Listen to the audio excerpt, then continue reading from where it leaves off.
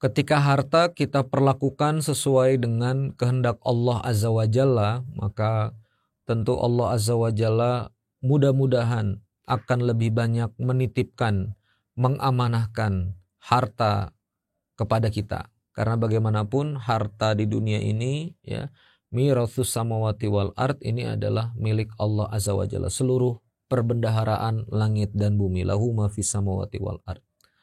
Maka apa kehendak Allah atas harta, ya, kita akan saksikan pada tayangan berikut ini.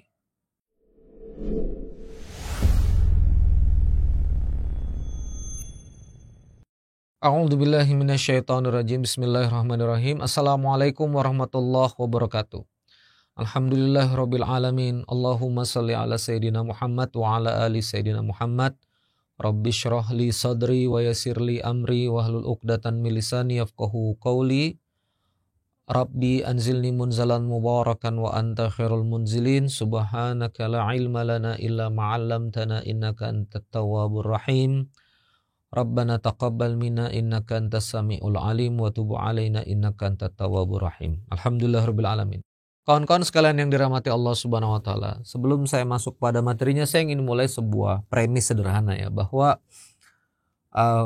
semua harta di muka bumi ini milik Allah, semua perbendahara langit dan bumi ini milik Allah. Ketika kita kemudian berbisnis, ya, lalu kemudian meniatkan untuk mencapai sebuah hasil, baik profit, ya, baik pertambahan aset, ya, baik juga misalnya market share yang kemudian kita mau rebut gitu kan di pasaran, maka salah satu yang harus kita pahami bahwa ini semua milik Allah.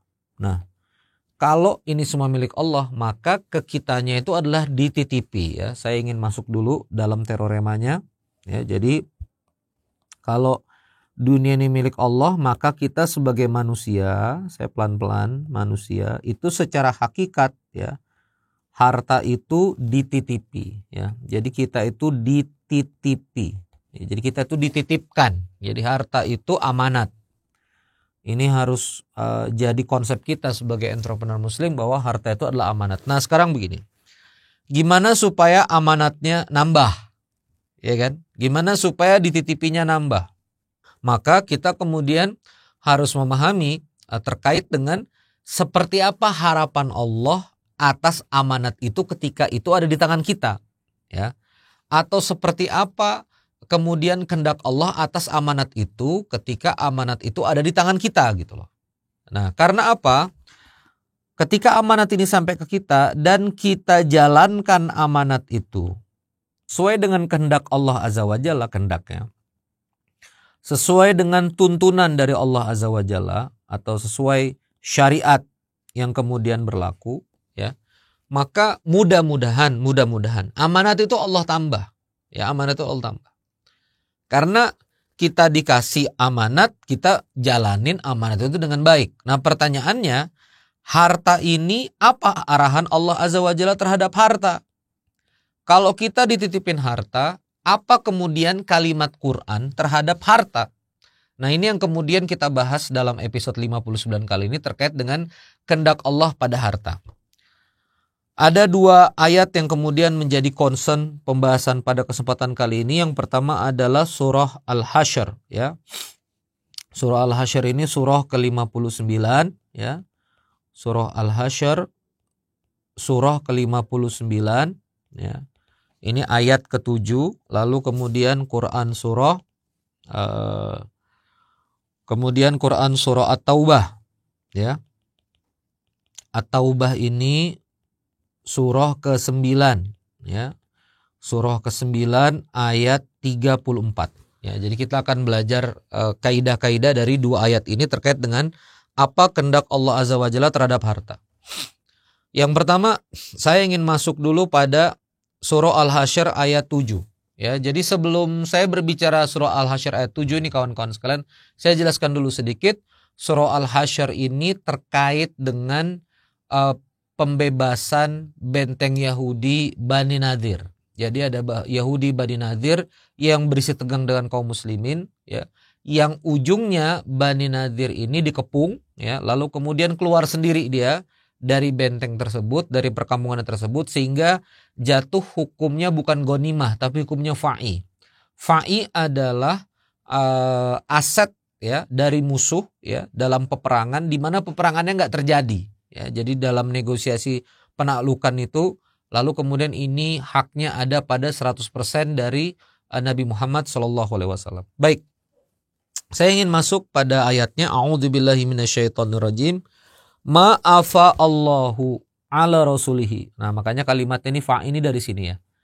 Afa Allahu, dan apa-apa yang kemudian Allah udah kasih ya. Allah udah kasih, Allah udah beri ala rasulihi kepada nabinya min ahlil qura ya, dari penduduk tersebut ya.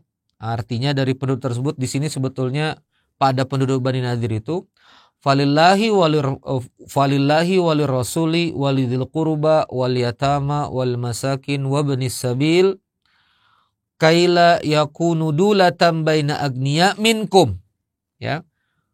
Maka untuk Allah dan Rasulnya falillahi walir rasulihi, itu semua artinya untuk Allah dan Rasulnya. Ini ada walidil qurba, untuk kerabat Rasulullah. Jadi ada keluarga Rasulullah yang memang dua bani yang tidak boleh menerima zakat, maka akses bantuannya ada pada fa'i. Ini nanti dalam perspektif syariah zakat ya saya jelaskan. Walidil qurba ya kerabat Nabi, wal yatama wal masakin, anak yatim, orang miskin, wabnis sabil, dan orang-orang dalam perjalanan. Kaila yakuna dulatan bainal agniya minkum. Nah, kenapa? Supaya kemudian la yakuna dulatan bainal agniya minkum, supaya kemudian harta tidak beredar di antara kamu-kamu saja. Ya. Wa ma atakumur rasul fakhudhuhu wa ma nahakum anhu fantahu ya. Wattaqullah innallaha syadidul iqab ya. Apa yang diberikan Rasul kepadamu maka terimalah, dan apa yang dilarang bagimu tinggalkanlah. Dan bertakwalah kepada Allah, Allah sungguh keras hukumannya. Nah, ayat ini juga menjadi dasar nanti dari kisah sirah ya.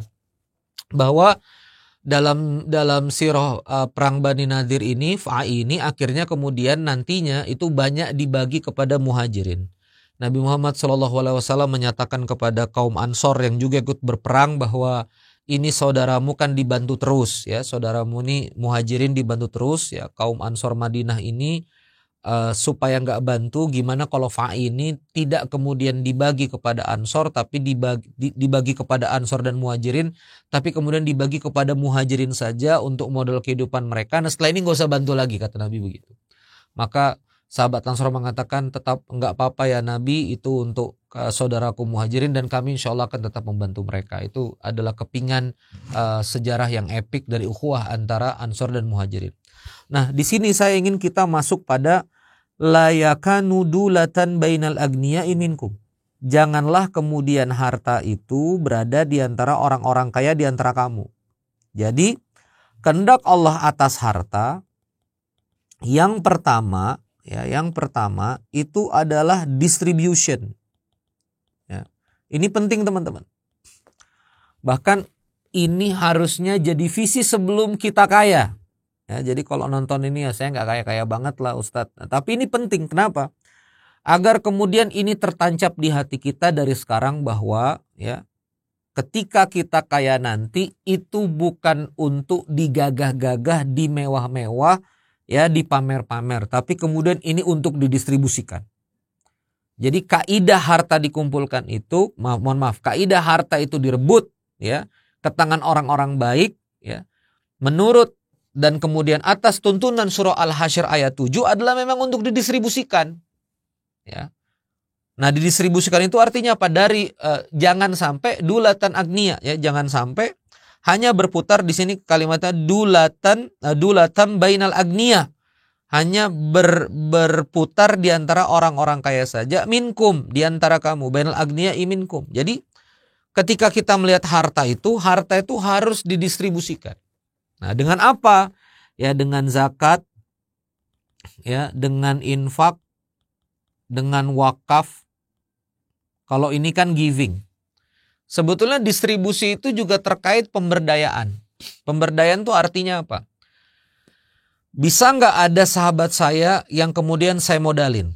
Nah, itu termasuk sebetulnya mendistribusikan. Ya, ada orang yang punya keterampilan sementara Anda punya dana, makanya syirkah.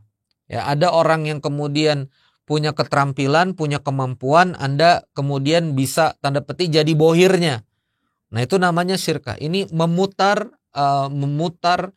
kesejahteraan itu agar kemudian kesejahteraan itu turun, meresap, ya, lalu kemudian berputar di antara orang-orang yang belum sanggup, misalnya seperti itu, belum punya kemampuan. Ya, seperti nanti teman-teman akan mendengar dalam aktivitas ekosistem saya ada yang namanya Naba Galaxy. Nah, Naba Galaxy itu ya dari ownernya Mas Andi Okta sudah ngobrol juga di TLA The Living Ayat. Lalu kemudian dari usaha kabel lautnya kemudian beliau arahkan lagi pendanaannya ke perusahaan media. Nah, jadi mengalir lagi. Dari perusahaan media itu jadi beli alat, ya, jadi rekrut editor, ya. Jadi kemudian banyak lagi aktivitas lainnya. Maka dia terdistribusi. Nah, jadi ini adalah salah satu konsep dari harta itu. Jadi harta itu didistribusi. Lawannya didistribusi adalah harta itu tidak untuk ditumpuk. Tidak untuk ditumpuk. Ditumpuk-tumpuk. Dari mana ayatnya? Di surah At-Taubah surah 9 ayat 34. Ya. Surah 9 ayat 34. Ya. Jadi kalau misalnya bisnis targetnya saldo, itu sebetulnya tidak searah dengan arah dari syariat, ya. Kita bisa lihat di sini. A'udzubillahi minasyaitonirrajim. Bismillahirrahmanirrahim. Ya ayyuhalladzina amanu inna katsiran minal ahbar warruhban la ya'kuluna amwalan nas bil batil wa yasudduna an sabilillah. Wahai orang-orang yang beriman, sesungguhnya kebanyakan dari ahbar ini, rahib-rahib Yahudi, waruhban, dan kemudian rahib-rahib di sini dikatakan di sini rahib-rahib Nasrani, ya.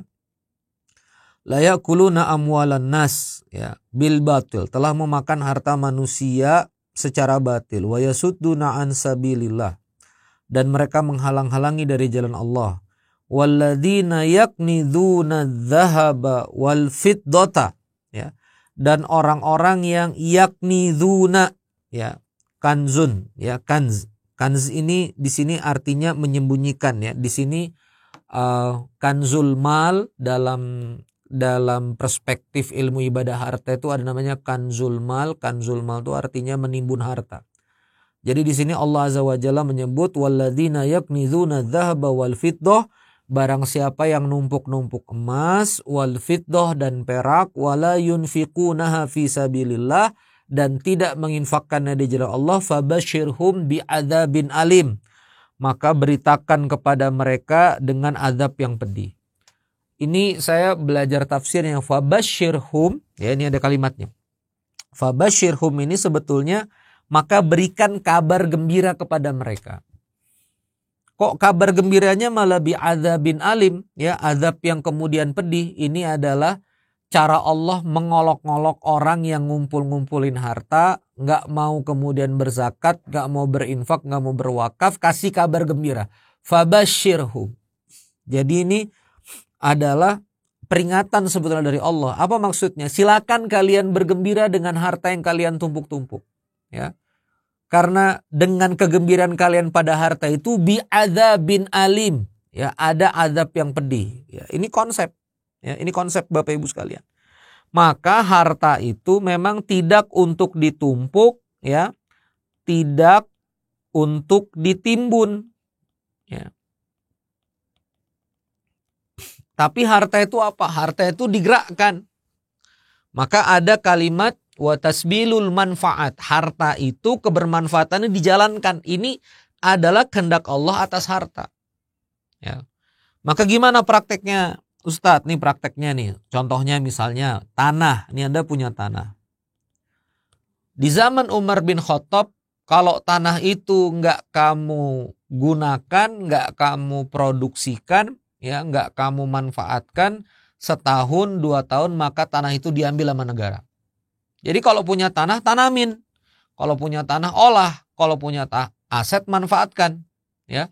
Maka sekarang kita punya tanah, punya rumah, Nah, ini kebanyakan juga, hati-hati ya, kita minta tolong juga nih teman-teman yang menonton ini, disiarkan kepada banyak pihak bahwa ketika rumah itu tidak dimanfaatkan, ya disewakan juga enggak, ya cuma kemudian dibuat, habis itu dibuatkan kosong, maka itu masuk dalam menimbun dan menumpuk-numpuk itu karena tidak digunakan, ya tidak dijalankan manfaatnya. Ustadz, saya ini kalau dikontrakan nanti rumahnya rusak dan seterusnya. Ya sudah, wakaf manfaatkan kepada rumah Quran, ya. Wakaf manfaatkan ya kepada orang-orang kemudian yang membutuhkan. Itu teman-teman sekalian. Jadi ada yang namanya di sini tanah, ada rumah, termasuk juga liquid. Nabung itu ndak salah dalam Islam. Makanya kan nabung itu nisab zakat ya. Itu 85 gram emas. Jadi kalau sekarang itu sekitar 95 juta rupiah. Jadi siapa yang kena zakat yang kemudian punya tabungan di atas 95 juta rupiah. Nah ini jadi ukuran sebetulnya dalam syariat.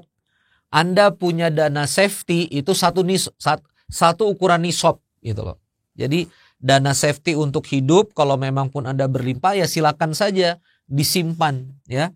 95 juta rupiah atau disimpan secukupnya itu boleh. Tapi kemudian tidak untuk kemudian ditumpuk-tumpuk. Nah yang menarik adalah tumpukan ini teman-teman sekalian. Kalau kita punya harta ya itu cukup dikeluarkan secuil saja 1/40 bagian per tahun. Ya, jadi kalau misalnya Anda punya harta lancar yang mudah dibelanjakan itu cukup dikeluarkan 1/40 bagian per tahun, namanya zakat mal. Ya. Ketika ini sudah dikeluarkan, maka dalam syariat Anda sudah tidak dalam ukuran menimbun-nimbun lagi. Ya. Jadi kalau punya 400 juta misalnya, atau misalnya punya 100 juta gampangannya ya, itu cukup dikeluarkan 1/40 berapa? 2,5 juta. Berarti kalau punya 400 juta ya, dikeluarkan 10 juta. Ya, dikeluarkan 2,5 juta dari 100 juta, dikeluarkan 400 juta, dikeluarkan 10 juta. Anda udah mengeluarkan zakat itu nggak masuk dalam kategori 934. Ya. Nah, maka di sini sebuah perspektif kita pada harta teman-teman sekalian. Akhirnya harta itu ya yang kita pahami, harta yang kita pahami dia harus didistribusikan dalam bentuk ziswaf.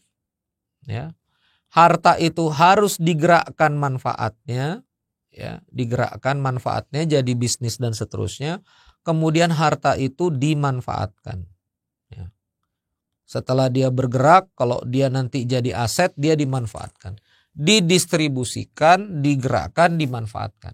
Nah, kalau kita dapat harta dari Allah Azza wa Jalla, kita distribusikan dengan ziswaf, kita gerakkan dengan bisnis.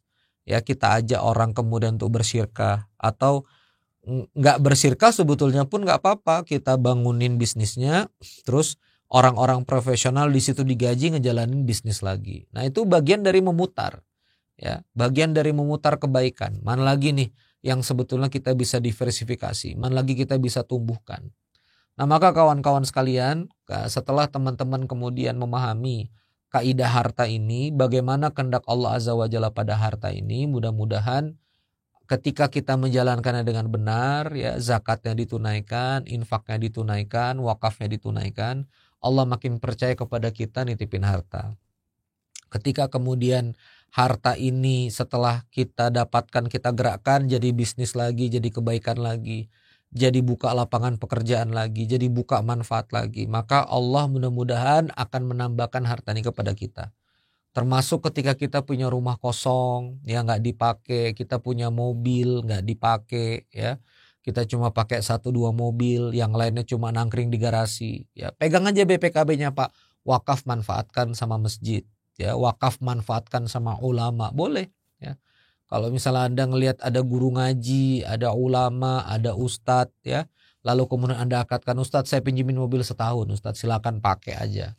Yang penting Ustadz rawat dan seterusnya. Saya nggak bisa ngasih banyak Ustadz, ini izin BPKB di tangan saya.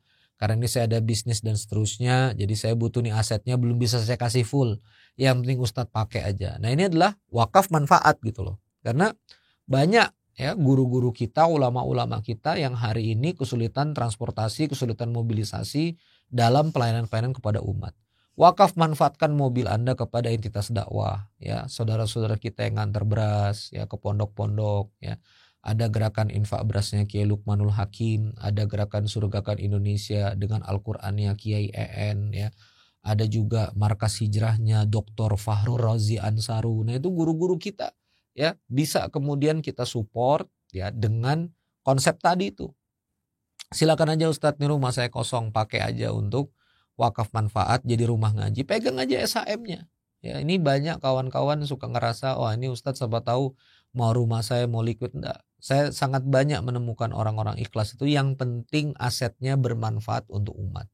Yang penting rumahnya dipakai, yang penting rumahnya kemudian digunakan, ya. Syukur-syukur bisa jadi amal usaha. Boleh tuh Anda kasih hak pakai, nanti kemudian pondok bisnis di situ, nanti entitas dakwah bisnis di situ, ya. Jadi ada kebermanfaatan. Maka kawan-kawan sekalian, 10 hari terakhir ini masih dalam bulan suci Ramadan, ya, di mana sedekah kita, infak kita, wakaf kita akan dinilai Allah spesial. Ini bulan-bulan obral. Apa itu bulan obral kawan-kawan sekalian? Kalau sesi obral di toko-toko besar itu untuk fakir miskin, yaitu sesi obral. Karena apa? Barangnya mahal. Nah, surganya Allah ini mahal. Di luar bulan Ramadan surga Allah mahal. Ya, di luar bulan Ramadan mau mengkhatamkan Quran harus khatamkan Al-Quran. Di Ramadan diobral satu ayat, yaitu setara dengan mengkhatamkan satu Al-Quran.